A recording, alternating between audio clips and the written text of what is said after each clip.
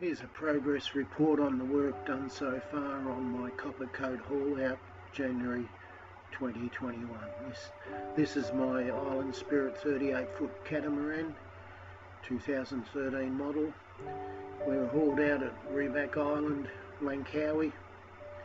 Rebak Island is a small island off the main Langkawi Island group. Well, it's 5 p.m. on the 21st of January 2021. We'll start with the starboard transom. Got the honeycomb showing through, and some big holes went right down to the glass, the fiberglass hull. That's one job. And along the first level and second level waterline, we've got some checking there because there's two other areas that have leaks. So that's where the hull and the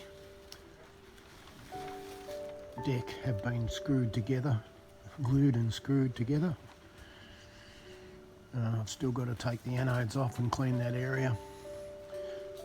The through holes, I'm not going to take them off, but I'm going to find the right tool to take off the copper coat around them. Linda has rounded out all the pit holes on the first level.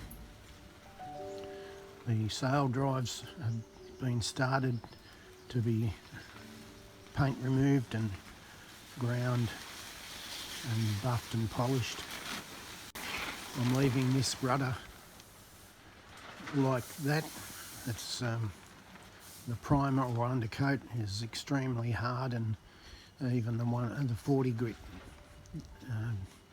didn't like trying to take it off, so I'm going to tidy it up with 120 grit and leave it as a test bed for the next time the boat's painted to see whether it lasted or it should have been brought back to the GRBP as well. The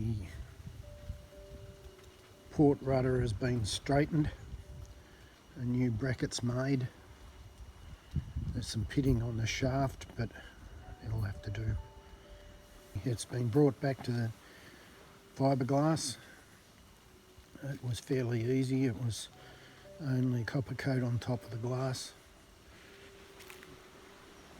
Because it was full of leaks, I've used a grinder to cut down the centre of it, and I'm having trouble separating it. I'm still of two minds whether I'll separate it or just fill it with foam as it is and then clamp it together, epoxy resin, and clamp it together. So that's still a decision to be made.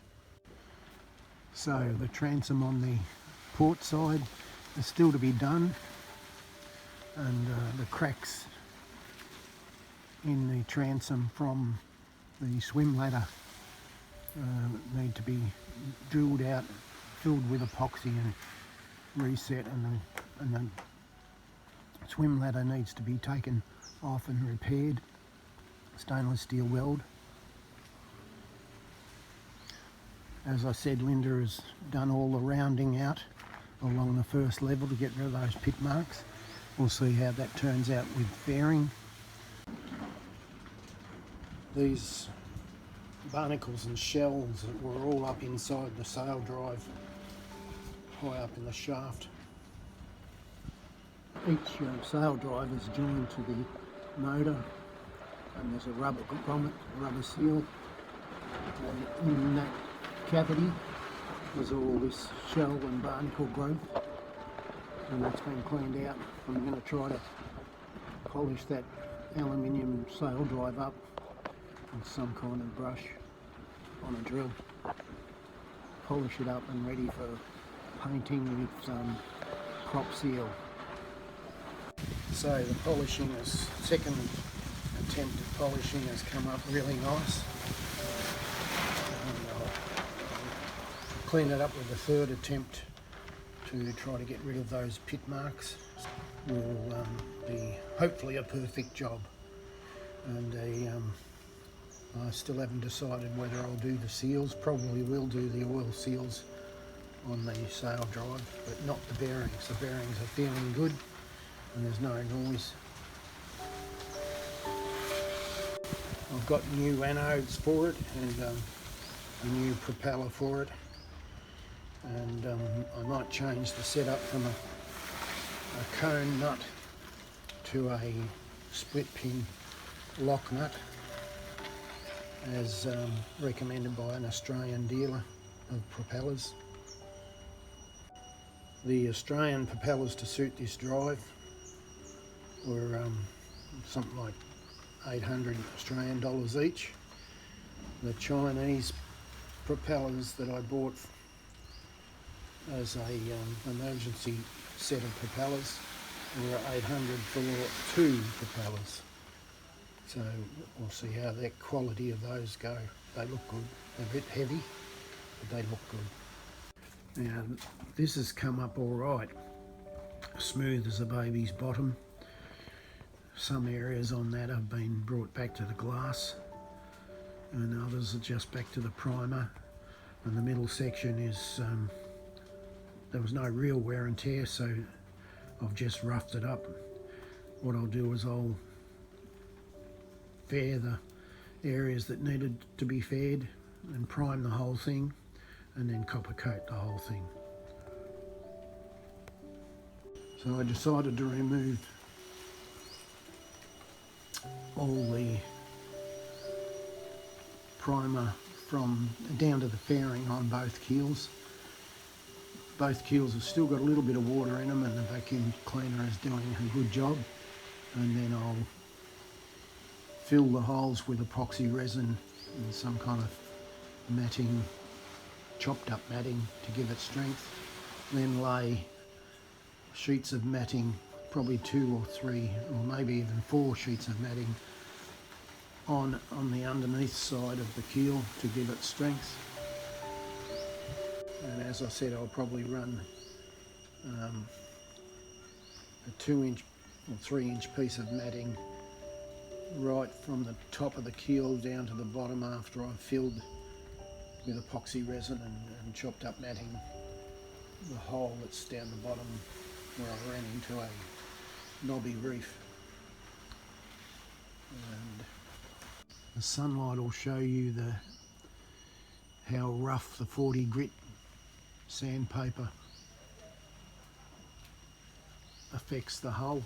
Hopefully the 120 grit will clean it up, but it's not a great worry because 1, it's under the waterline, 2, there'll be a number of layers of resin and epoxy resin, and then a number of layers of primer, and then a number of layers of copper coat, and it should come up well. The damaged areas of the bow will be repaired with glass. So this is what I was talking about. I've got to find some kind of way of sanding off the copper coat down to the fairing without damaging the through holes too much, and clean up the through holes with a wire brush on a drill. There's 2 or 3 of these holes that are weeping water on between the first and second level of the hull, and I'm going to have to Dremel those out and probably vacuum them drier and then fill them with epoxy resin ready for painting. I'm quite happy with what work we've done. It's taken me a lot longer to do it, mainly because I haven't done anything like it for 45 years. But you can see that there has been work done, and yes, I am happy with what I've done. And it's now ready for going over the whole of the prepped area with 120 grit sandpaper. I still haven't decided whether it'll be the small air compressor sander with a dry sand, or a large 7-inch air compressor sander with the wet sand. I've still got to solve this problem with the Rockner 25 kilo anchor hitting the bowsprit, and you'll see that there's a U-shaped bracket holding it down, but I'm going to get somebody to use a oxy to heat it up and drop that U-shaped bracket down a little bit. The arrow shows where to heat up and bend the bracket to stop the anchor from hitting the pulpit. Where that silver paper, butyl paper is, I'm going to put in a stainless steel plate so that the anchor, if it does knock again, it'll knock on a solid stainless steel backing plate. The video was produced by myself, and it's the end of another exciting video of the progress and work done so far on my copper coat, all out January 2021.